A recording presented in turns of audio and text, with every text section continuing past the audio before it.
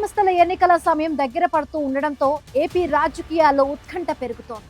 పార్టీని క్షేత్రస్థాయిలో బలోపేతం చేసేందుకు టీడీపీ అధిష్టానం ఇంటింటా తెలుగుదేశం కార్యక్రమానికి పిలుపునిచ్చింది.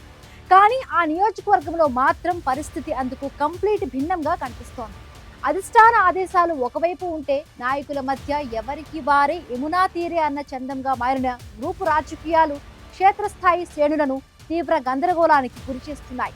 సీనియర్ నేతల మధ్య విభేదాలు ఇంటింటా తెలుగుదేశం కార్యక్రమానికి పెద్ద అడ్డంకిగా మారాయట. కూటమి నేతల మధ్య మైత్రి లోపించడం వైసీపీకి ప్లస్ గా మారుతోందట.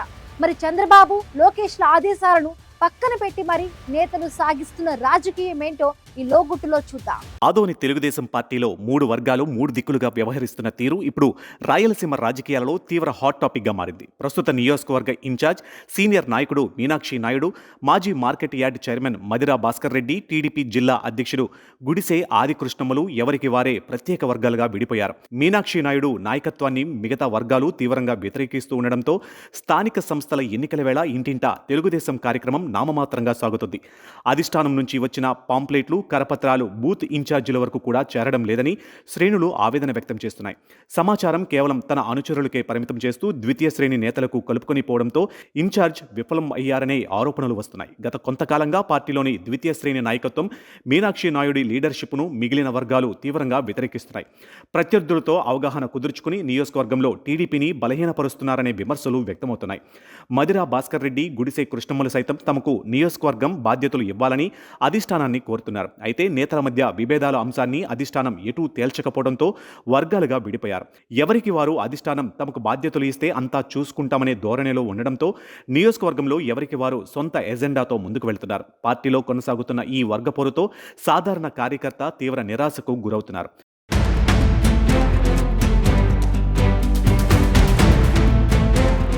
మరోవైపు ఆదోని నియోజకవర్గం గ్రామీణ ప్రాంతాలలో వైసీపీ బలమైన క్యాడర్ ఉంది. వరుసగా 3 సార్లు విజయం సాధించిన వైసీపీని ఢీకొట్టాలంటే కూటమిలోని టీడీపీ, జనసేన, బీజేపీ శ్రేణులు అంతా కంబైన్డ్గా పనిచేయాల్సిన అవసరం ఉంది. ఇటీవల కర్నూలు పార్లమెంటు పరిధిలోని విస్తృతంగా పర్యటించిన చంద్రబాబు, నారా లోకేష్లు స్థానిక సంస్థల ఎన్నికల ముంగిట వర్గ విభేదాలు పక్కన పెట్టి ఏకతాటిపైకి రావాలని గట్టి హెచ్చరికలే జారీ చేశారు. అయినప్పటికీ ఆదోని నేతలు అధినేతల మాటలను లైట్ తీసుకుంటున్నారనే విమర్శలు వస్తున్నాయి.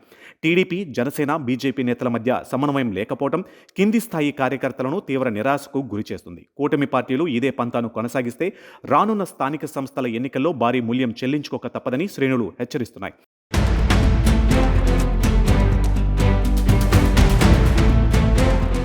మరోవైపు మీనాక్షి నాయుడు కుటుంబంలోనే ఇన్ఛార్జ్ పదవి కోసం నయా వారసత్వ పోరు మొదలైంది.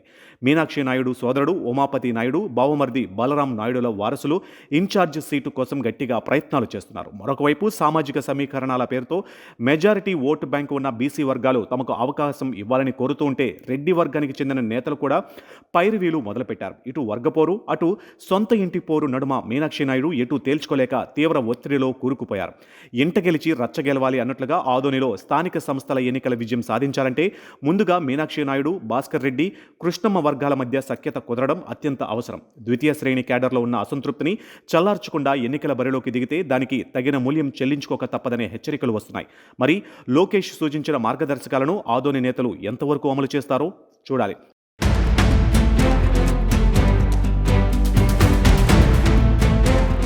మొత్తానికి ఆదోని పసుపు కోటలో రాజుకున్న ఈ త్రిముఖ వర్గపోరు స్థానిక సమరం వేళ కూటమికి పెద్ద పరీక్షగా మారింది.